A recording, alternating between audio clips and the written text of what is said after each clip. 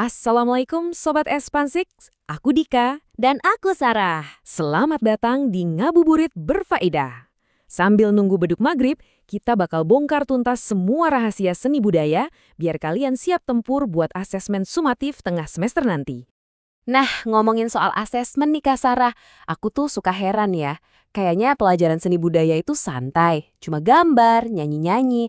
Tapi giliran nilai keluar, kok malah ambyar? Nyesek banget kan rasanya? Betul banget Dika. Tapi tenang aja Sobat Scan6. Di sini kita bakal kupas semua jebakan-jebakannya biar nilai kalian nanti auto glowing dan berkah.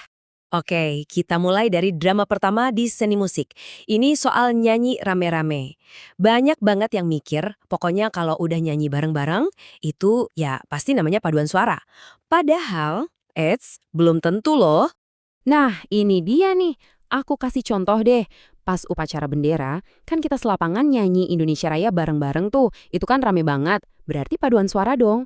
Terus apa bedanya sama vokal grup yang anggotanya cuma dikit? Sama-sama nyanyi kelompok kan? Aduh, bikin ngebul kepala. Oke, biar kepalanya nggak ngebul lagi, sini Kak Sarah jelasin. Kuncinya tuh simple banget, Dika. Kalau nyanyi rame-rame tapi melodinya cuma satu, sama persis dari awal sampai akhir, itu namanya unisono. Nah, beda cerita sama paduan suara atau vokal grup yang suaranya dipecah-pecah jadi beberapa harmoni. Ada yang nyanyi nada tinggi buat sopran, ada yang nada rendah buat alto, dan seterusnya.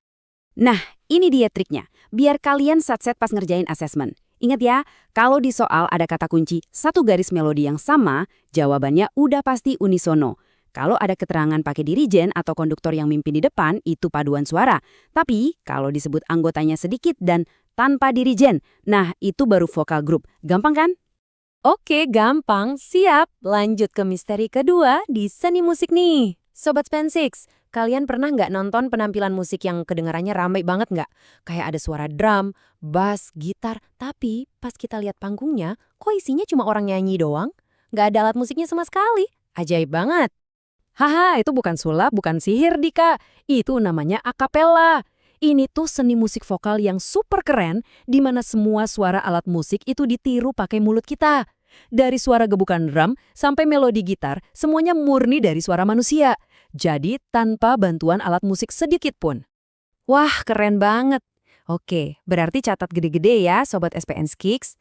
Kalau nanti di soal ada pernyataan, akapela adalah musik vokal yang diiringi alat musik, jawabannya udah 100%? Salah besar. Akapela itu murni suara manusia. Titik, nggak pakai koma.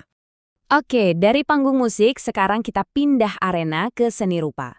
Di sini juga ada perang yang sering bikin nilai jadi korban, yaitu perang antara teknik melukis.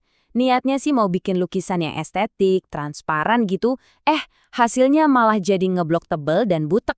Sering kejadian kan? Nah, ini dia nih biang keroknya, ada dua teknik basah yang namanya suka bikin bingung, akuarel sama plakat.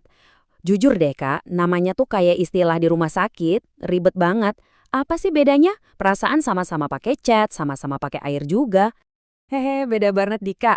Gampangnya gini deh, kalau teknik akuarel itu pakai cat air. Dan sapuannya sengaja dibuat tipis-tipis jadi hasilnya transparan.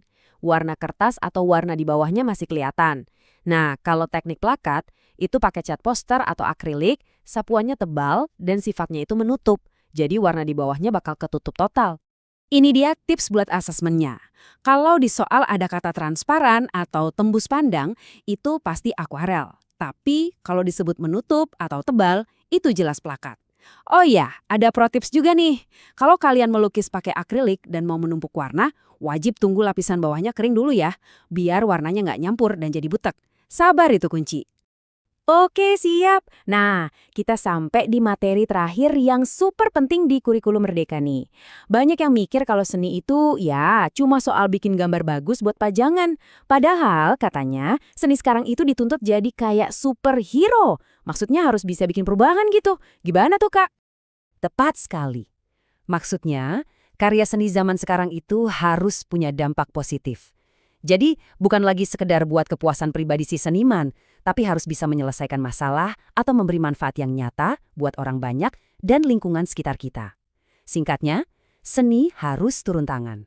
Nah, biar karya kita bisa beneran berdampak, ada metodenya, namanya design thinking. Ada 5 tahap yang harus urut, nggak boleh dibolak-balik ya. Pertama, empathize atau berempati. Kedua, define atau menentukan inti masalahnya. Ketiga, ideate atau cari ide solusinya. Keempat, prototype atau bikin modelnya. Dan terakhir, test atau diuji coba. Jadi dari kelima tahap tadi, yang paling pertama dan paling penting itu empati ya. Betul banget. Kita harus bisa merasakan dulu apa masalah yang dialami orang lain. Tanpa empati, karya yang kita buat nggak akan tepat sasaran. Jadi kalau ada pertanyaan tahap paling awal dari design thinking, jawabannya selalu empati. Wih, Masya Allah, seru banget ya bedah materi seni budaya kita sore ini. Udah nggak ada lagi yang bingung kan, Sobat Spansix? Nah, biar ilmunya makin nempel di kepala, yuk kita rangkum semua trik jitu tadi. Siap? Ini dia rangkuman kilatnya. 1. Unisono itu artinya satu suara. 2. Akapela itu mutlak tanpa alat musik. 3. Teknik akuarel itu hasilnya transparan. 4. Teknik pelakat itu tebal dan menutup. Dan yang kelima, proses design thinking selalu dimulai dari empati. Mantap! Alhamdulillah, selesai sudah pembahasan kita. Semoga ilmunya berkah dan bermanfaat buat asesmen sumartif tengah semester nanti ya Sobat Spansi. Yaps, jangan lupa belajar. Dan yang paling penting, berdoa. Selamat menantikan waktu berbuka puasa, SMP Negeri 6, berkarakter. Wassalamualaikum warahmatullahi wabarakatuh.